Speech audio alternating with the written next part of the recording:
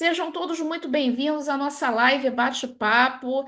Estou com o professor Márcio Robson Costa, palestrante, consultor tributário, ex-defensor CARF, pessoa com bastante experiência na área de tributos diretos e indiretos.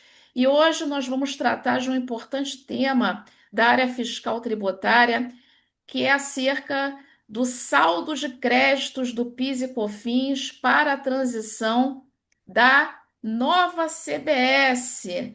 Professor Márcio, o que o senhor tem a falar para a gente sobre esse tema, em linhas gerais, né? Os cuidados que nós devemos ter com essa questão da CBS e com o saldo de créditos. Bom, primeiramente, professora, boa tarde. Uma alegria estar aqui com você para a gente fazer essa pílula, né, para os nossos participantes dos nossos cursos, nossos treinamentos, né? E sempre bom debater sobre a reforma que está aí em erupção nesse vulcão, né, todo dia, toda hora, 24 horas por dia, falando sobre reforma. E o que eu tenho a te dizer é que uma quebra de paradigma, né? Essencialmente, com a saída do PIS e COFINS e a entrada da CBS, né? Literalmente, daqui a um ano e 2 meses, né? Em 31 de 12 de 2026, vamos comemorar Natal, Ano Novo e a despedida do PIS e da COFINS, não é verdade? Vamos estar estourando uma Isso. champanhe ali. Gostaríamos de estar comemorando não só a saída do PIS e COFINS, mas também, literalmente, de ICMS, de ISS, de IPI, inclusive, né? Que a gente sabe que o IPI acabou ficando de fora aí. Claro que vai ser enxugado bastante. Hoje a gente tem uma TIP com vários produtos, vamos permanecer com alguns, mas a gente gostaria de estar fazendo isso breve, né? Esquecendo logo o passado e estudando e migrando logo com uma tributação nova. Mas, infelizmente, por questões salutares, e a gente também, como militante do direito tributário, temos que compreender, né, o que de fato motivou essa transição. Não só para não ter uma quebra nos negócios de forma disruptiva, mas também por coerência e em atenção essencialmente ao que foi convalidado para os estados, municípios, em termos de benefício fiscal. Né? Esses benefícios fiscal, a gente viu que vivenciamos uma guerra fiscal ferrenha, né? E que muitos benefícios foram validados de forma discricionária entre esses estados e que acabou esse assunto subindo para o nosso Supremo Tribunal Federal, nosso STF, que julgou até 2032 a validade desses benefícios e justamente combinando com esse tempo de transição. Mas muito bem-vindo, CBS, né? Vamos ter aí esse período de teste em 2026 e muito bem-vindo à CBS, por quê? Porque vamos estar coroando a não cumulatividade plena, né? Vamos estar coroando a tributação por fora, né? Fato de hoje muita controvérsia, a exemplo da tese filhote, né? Do nosso velho conhecido ICMS na base do PIS e da COFINS, assunto que nunca termina, né? Quando você acha que literalmente você colocou a pá de cal, volta esse assunto novamente por alguma ação, por alguma investida ainda da Fazenda ou mesmo da AGU, como aconteceu agora em uma DI. Então, é muito bem-vindo. Eu penso que poderíamos ter, inclusive, uma alteração na própria lei ordinária para convalidar a não cumulatividade plena, mas decidimos, né, novamente visitar a nossa Constituição Federal e deixar marcada agora com ferro e fogo a não cumulatividade plena e sair dessa questão hoje que a gente tem no nosso assunto hoje aqui de PIS e COFINS, que tanto deixa resíduo tributário na cadeia, né? Veja só, professora Samanta, a gente teve a lei da não cumulatividade do PIS, a 10.637 e a 10.833, 2002 e 2003, né? E a gente Sim. só foi saber através de uma decisão do RESP 1.221.170 para decidir o que era insumo, né? Então, anos luz depois, a gente teve isso, né? E aí a gente falou, bom, agora a gente sabe o que é o conceito de insumo, né? Infelizmente, não, porque nem tudo que para mim é essencial, relevante, pode não ser para você, né? Então, assim, a gente continua com esse dilema e deixando resíduo na cadeia. E a não cumulatividade, com a reforma, coroa isso.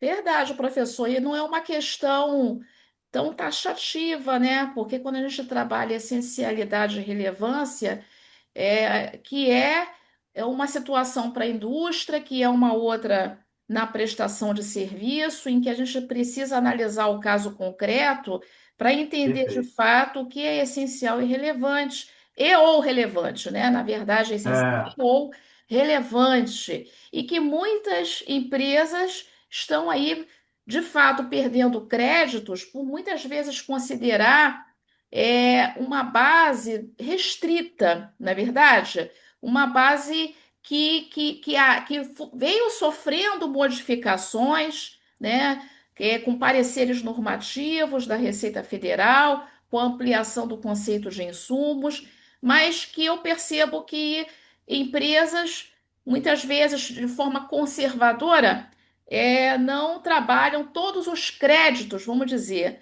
que poderiam, na verdade, levantar e fazer a referida apropriação. Concordo contigo. perfeito, professora, perfeito.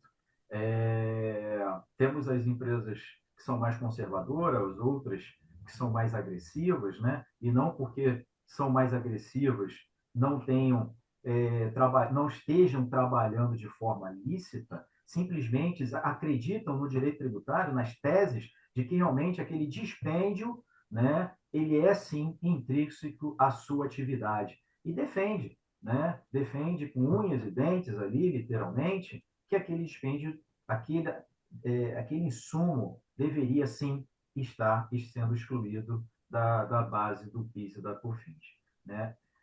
E isso toca num ponto que a gente vai tratar aqui, né, que é a questão de como é que você vai ter a virada de chave, literalmente, lá em dezembro de 2026, nessa perspectiva de tratamento de crédito, tratamento de saldo. Não é isso, professora? Exatamente. A gente percebe aí que tem empresas que querem fazer esse levantamento de créditos e querem saber se os créditos que não forem utilizados, será que eles serão perdidos, professor? Isso é uma pergunta Não, jamais. importante, não é isso? Olha, professora, eu diria jamais, né? A gente tem o nosso Código Tributário Nacional que nos acolhe nesse sentido, não é verdade? Então, assim, por mais que o artigo 378, né? Artigo 378 lá Isso, da Lei 378. Complementar, aí fazendo assim só uma parte aqui, né, professora? Porque eu sempre falo para os alunos que é incondicional que você leia os 57 artigos dos 544 da Lei Complementar 214. Mas isso não quer dizer, né, que É você muita também não coisa, né?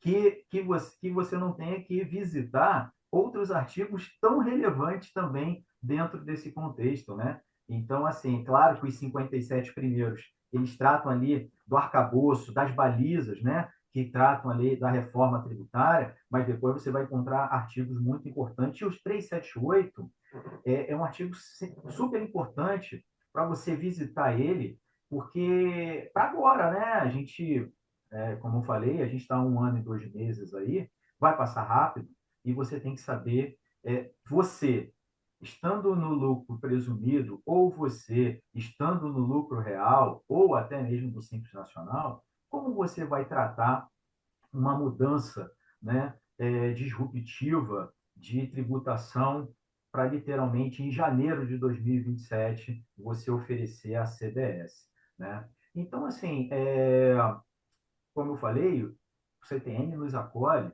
com relação ao prazo prescricional desses créditos, né? Mas o 378, ele diz, olha, é preciso que esses créditos remanescentes estejam registrados na sua escrituração fiscal, na sua EFD contribuição, né? É bacana. Eu acho que o artigo simplesmente tratou de forma conforme e em compliance com o que a gente espera que as empresas, essencialmente do lucro real, tenham feito, estejam fazendo, estejam com essas perspectivas, né? Por outro lado, tá, a gente pergunta, tá, mas eu sou presumido. Eu não tenho hoje o PIS e COFINS não cumulativo, eu não trato crédito. Mas, a partir de janeiro, eu vou estar recolhendo CBS por fora. Como é que eu faço isso? Não é verdade? Eu perco, então, esses créditos, né, dos meus estoques, dos meus dispêndios que estão mapeados? Não. A gente hoje já tem uma previsão no PIS, na própria legislação do PIS e COFINS, né, que contextualiza como você trata esses estoques numa migração, aí sim, de regime, né? Você sai do Simples Nacional, você sai do lucro presumido e vai para o lucro real, né? A gente sabe que, por essência, né, na teoria, quem está no lucro real é não cumulativo, quem está no presumido é cumulativo, uma vez que acaba essa questão, essa divisão, né, e isso é fruto, inclusive, de planejamento tributário, que a gente vai ter que revisitar, né, o planejamento tributário nessa perspectiva, já que isso era um grande diferencial quando você pensa em planejamento tributário, né?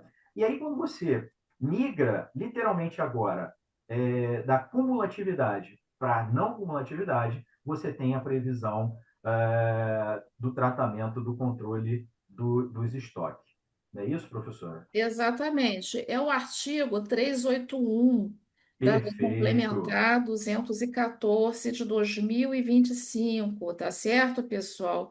E aqui, pessoal, implicitamente deverá ser feito um inventário, tá ok? A lei não falou, mas a gente atende à legislação federal, tá certo? Então, aqui implicitamente deverá ser feito um inventário para que eu possa aqui lastrear esse crédito presumido, né? Por que que ele é um crédito presumido? Porque eu faço uma apropriação aqui, não é uma apropriação aqui de um pancadão só. Eu tenho uma apropriação aqui em 12 parcelas, ok? Então, nós temos esse crédito presumido sobre estoques, que também vai se aplicar, no meu entendimento, às empresas do Simples Nacional, que em setembro de 2026 elas vão poder optar pelo modelo IBS-CBS por fora e então, né, analisar o planejamento tributário para adotar esse modelo IBS-CBS por fora, mas levantando esses créditos, ok, pessoal? E aí, Perfeito. consequentemente, né? E aí, consequentemente, esses créditos aqui vão precisar de escrituração, tá certo? E até a precificação do trabalho do contador, eu entendo que ela modifica. Eu entendo. Porque você passa a fazer um trabalho maior, tá, pessoal? Porque hoje uma empresa do presumido, ela não tem crédito de PIS e COFINS, tá? Hoje uma empresa do Simples Nacional, ela não tem crédito de PIS e COFINS, mas ela pode possibilitar para o adquirente um desconto de crédito, é diferente, né? Mas a partir da reforma tributária, eu passo a levantar crédito, ok? Seja para aquele que está no regime cumulativo, né, do presumido, da Lei 9.718 de 98, seja para aquela empresa do Simples que vai adotar o modelo IBS-CBS por fora. Então, é muito interessante essa questão de saldo de crédito. Eu vejo que é uma situação que as empresas vão ter que se atentar. Mas, professor Márcio, qual deveria ser a principal preocupação das empresas com essa transição, na sua opinião? Olha, para aqueles que estão posicionados no lucro real, né, eu acho que essa transição é bem mais tranquila, né? Como eu falei, isso já está no DNA das empresas do lucro real, né? Então, assim, hoje você já sabe, literalmente, os dispêndios que você literalmente já oferece e não são glosados, né? Dentro do contexto hoje da tributação sobre o consumo, no caso aqui do PIS e COFINS, mas você também tem mapeado os resíduos, aquele dispêndio que, ainda que você acreditasse ser relevante ou essencial, você deixou de fora. Por quê? Porque você já viu precedente, já visitou solução de consulta, né? E você sabe, se oferecer esse dispêndio hoje na minha base do PIS e COFINS, certamente será glosado. Mas agora, com a não cumulatividade ampla, você possivelmente, né, tenha tranquilidade, e aí tranquilidade essa constitucional, né, de aproveitar esses créditos. Agora, para quem não está posicionado na não coletividade do lucro real, aí sim, né, professora? Aí sim, você tem que fazer um trabalho, né, de mapeamento desses créditos, né? Você tem que olhar para a sua cadeia de negócio, né? Varrer todos esses dispêndios, mapear eles, né? Deixar isso inventariado, né? Você usa uma palavra aí, inventariado, para que você possa abrir mão, lançar mão, melhor dizendo, do crédito presumido, né? Desses estoques, né? Em janeiro de 2027. Perfeito. E a atenção que a gente precisa ter é com a escrituração dos créditos, tá, pessoal? Quem está no não cumulativo, né, especialmente, precisa estar com essa preocupação porque o artigo 378, né, no nosso entendimento, ele coloca lá, né, o artigo 378 é o inciso segundo, que eu gostaria aí que vocês colocassem como observação, que deverão estar devidamente registrados no ambiente de escrituração dos tributos mencionados no caput, nos termos da legislação aplicável. O que que isso quer dizer, pessoal? Isso quer dizer que eu, durante o ano de 2026, eu vou me preocupar e não só fazer levantamento de créditos, né, desse regime não cumulativo, ok? Mas também em fazer a escrituração desses créditos. Então, o que que eu quero dizer? Eu sou uma empresa de consultoria que estou colocando no meu portfólio um trabalho de recuperação de créditos fiscais. Então, o que que eu vou levar em consideração? Eu vou levar em consideração que eu preciso ter uma celeridade para escrituração. Então, é importante a gente colocar para a empresa que vai contratar o nosso serviço de recuperação de crédito, que nós temos hoje uma celeridade para ter a escrituração desses créditos. Vocês estão entendendo isso, pessoal? Né? É, Então, eu tenho hoje 5 anos para utilizar, mas para escriturar, eu preciso escriturar até a data da extinção. É o que está escrito, né? perfeito, Você professora. concorda comigo, Márcio? Esse ponto, acredito que quando a gente tiver a regulamentação, né, ele seja até mais detalhado. Mas você colocou bem, ele hoje está expresso que em 31/12 você tenha esse saldo escriturado na Exato. LFV, né? É claro, consequentemente na sua contabilidade, né? Mas o que acontece? A interpretação literal justamente é essa, né? Exige que o crédito esteja efetivamente escriturado até essa data.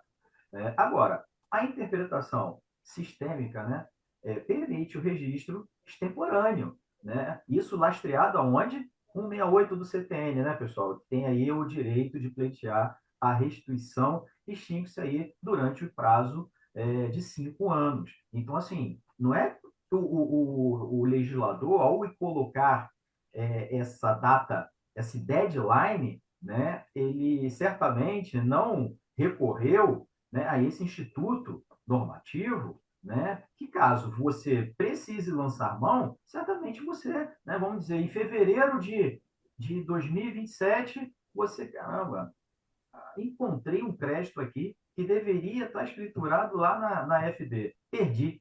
Não, você não perdeu. Né? Aí tem a questão da extemporaneidade, e que aí é essencial que você retome lá a sua FD, reabra, faça a retificação, né? E leve, né? Incorpore esse dispêndio dentro do seu saldo credor. Né? Acredito que isso é totalmente lícito, lastreado no ordenamento do direito tributário, e não há nenhuma perca em relação a isso. Né? E aí, professora, a gente tem assim o que fazer também com esses créditos, né?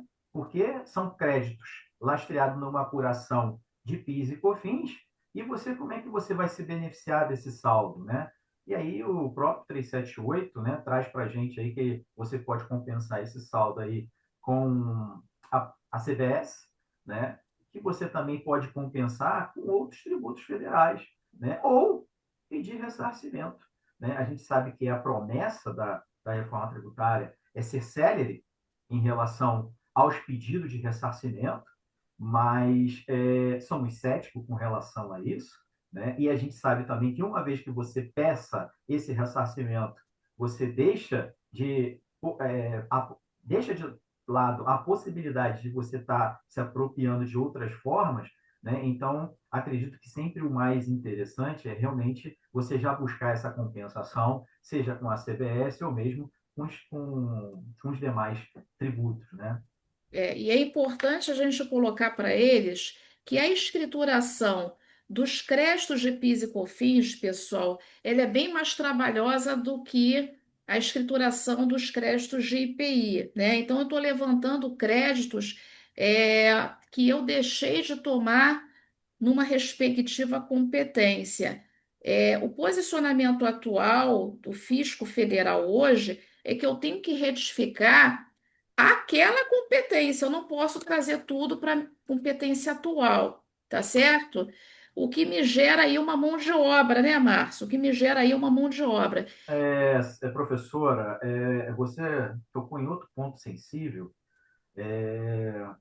porque como conselheiro, né, durante anos, eu tenho vários acordos publicados nesse sentido, e dei provimento para muitos contribuintes que, por mais que não voltaram nas suas escriturações e fizeram as retificações, comprovaram de forma probal, né, o direito ao crédito. Né? Bacana. E assim, né, a gente, muitos colegas também, muitos colegiados deferiram esses créditos. Porém,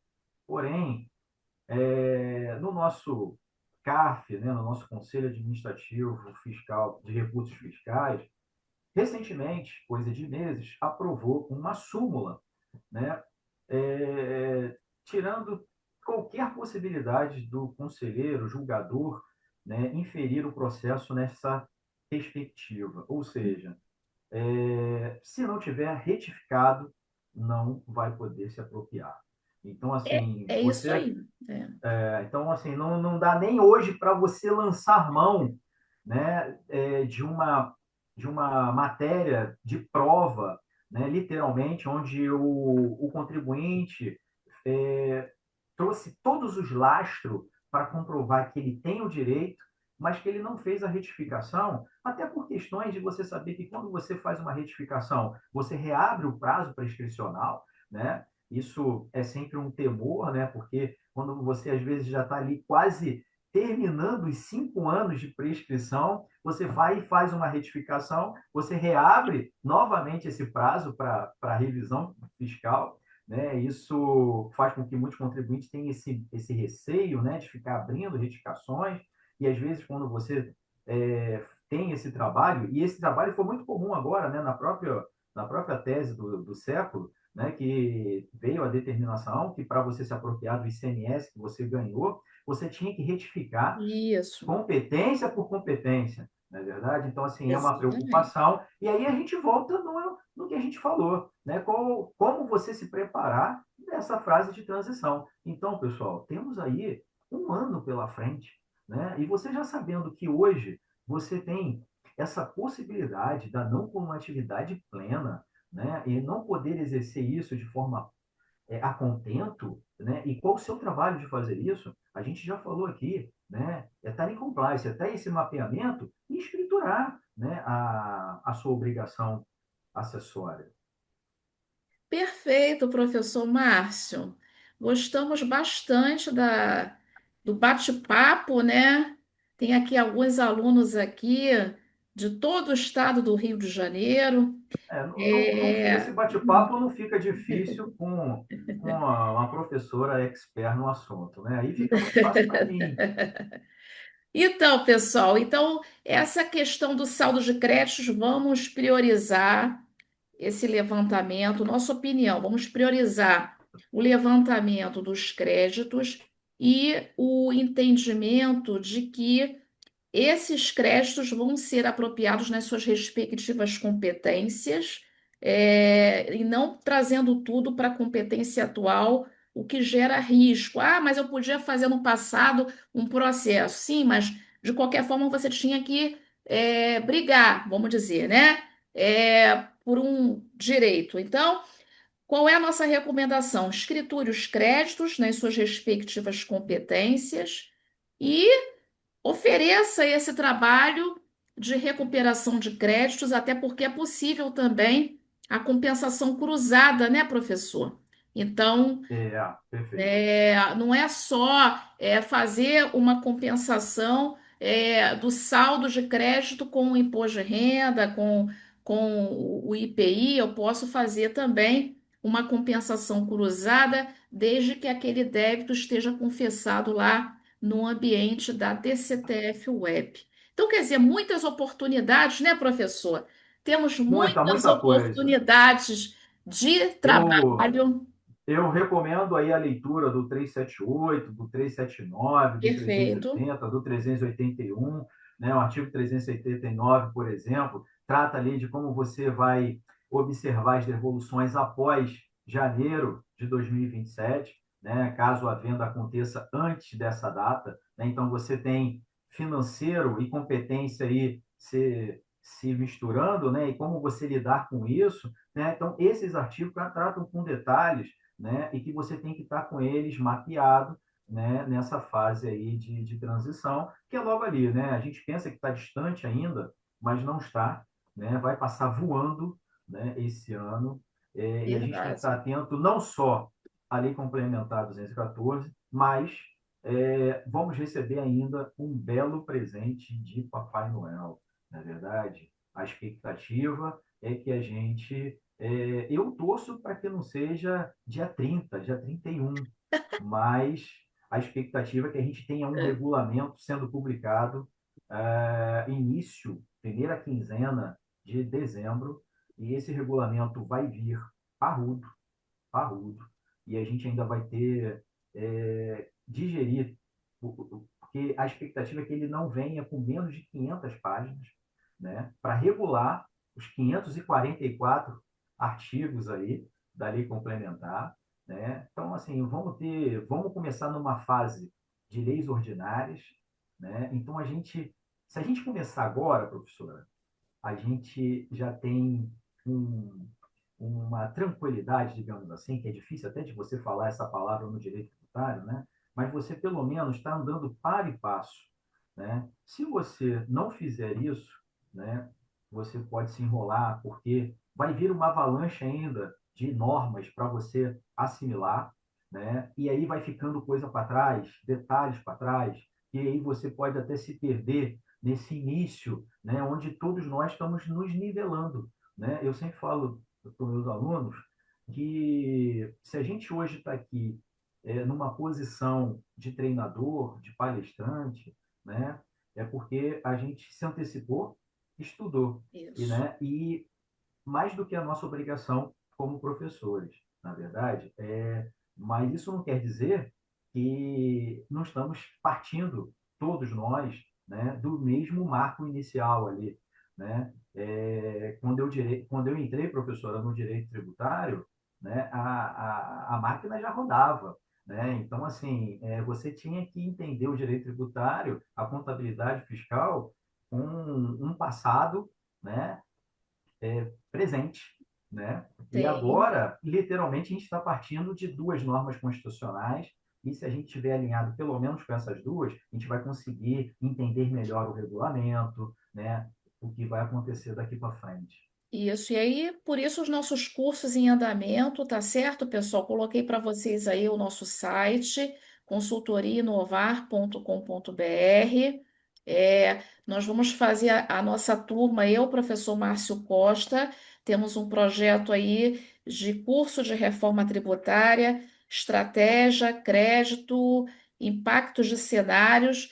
A nossa próxima turma na capital será dia 21/10.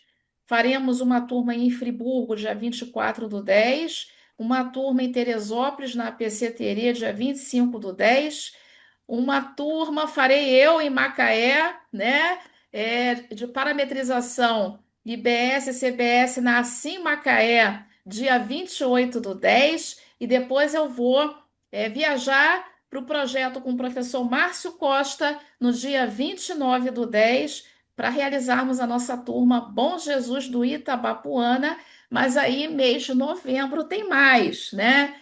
No mês de novembro nós temos a nossa turma Volta Redonda, tá ok, pessoal? Na SIAP Volta Redonda, e eu conto com vocês, hein, pessoal? Então, nós estamos a todo vapor nessa temática aí de reforma tributária. Quero agradecer aí a vocês todos pela presença. Vou deixar essa live, não prometo hoje, porque eu tenho que trabalhar nessa live, mas vai estar disponibilizada no YouTube até o final da semana. Tá ok, pessoal?